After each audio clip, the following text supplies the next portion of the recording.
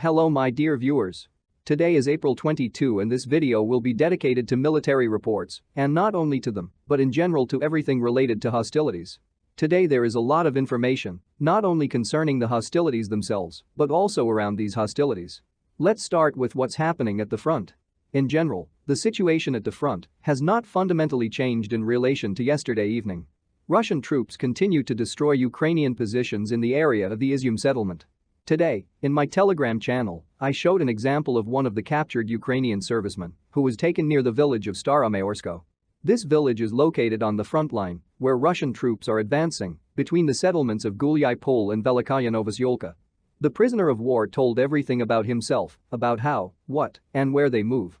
The Ukrainian side has nothing. You know, as I said, there are territorial defense battalions there, which, in general, do not have much combat capability. For this reason, there are no full-fledged fights there at the moment. I'll explain how everything happens. Russian troops, having found out the positions of the enemy, inflict fire damage on them. Next comes the infantry. And the Ukrainian soldiers who survived after that, who did not have time to escape, are taken prisoner. This is how the fighting takes place in this territory. Yes, the Russian troops certainly suffer losses too. Well, here is a war like this. And now the Russian troops today are already quite far from their original positions. I don't know if the Russian command expected that the tactics used here would work so effectively, but today Russian troops are gradually beginning to surround the settlement of Yuriy Podolyaka, not only from the south and east, but gradually from the north as well. I emphasize that this is not yet the main phase of the offensive operation.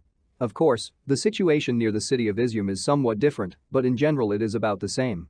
Russian troops are simply destroying the positions of the armed forces of Ukraine with more powerful artillery fire, literally leveling them to the ground and trying to move on. If the enemy's resistance is fierce, the Russian troops withdraw, again process the positions with artillery fire, and again try to move forward. This is the tactic that slowly but surely brings the main result.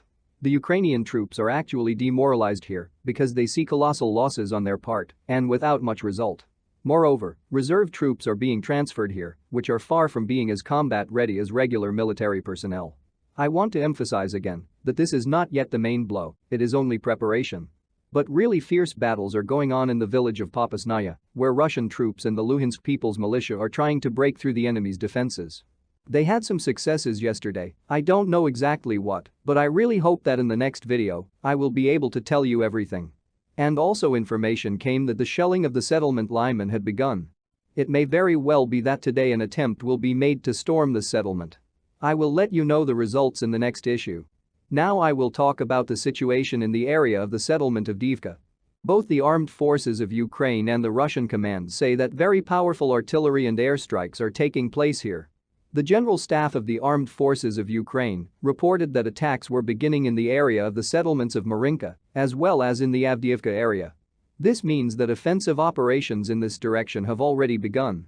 After reserves are transferred here from Mariupol, the pressure on Ukrainian troops in this direction will noticeably increase. Moreover, professional assault detachments, which took Mariupol, will come here.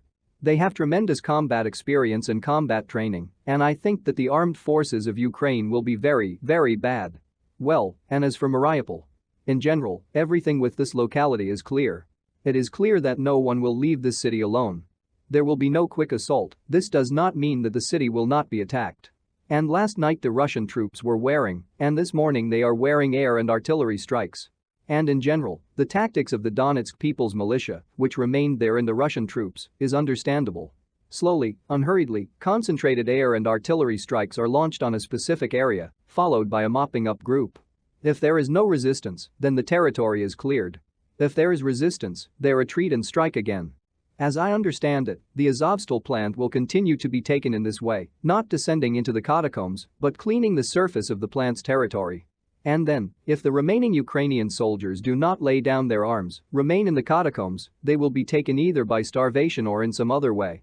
This is how the situation in Mariupol will continue to develop. I also consider it important to comment on several statements by the Ukrainian and Russian sides.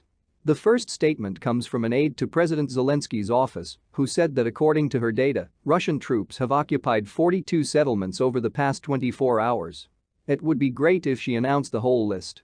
According to my estimates, 42 settlements is a bit much. Here I am, with all my imagination I can count about 10. 42 settlements can be counted over the past few days, given that Russian troops are gradually advancing in a number of directions. In the Popasnaya area, and in the Rubezhnoye area, and in the Izyum area, and in the Gulyai Poli area, and in Velikaya Novosyolka. Perhaps, in total, 42 settlements are occupied here. In this case, in general, the map somehow converges. Even the Kiev regime admits that over the past few days, Russian troops have achieved certain successes, and 42 settlements have been liberated from them by the authorities.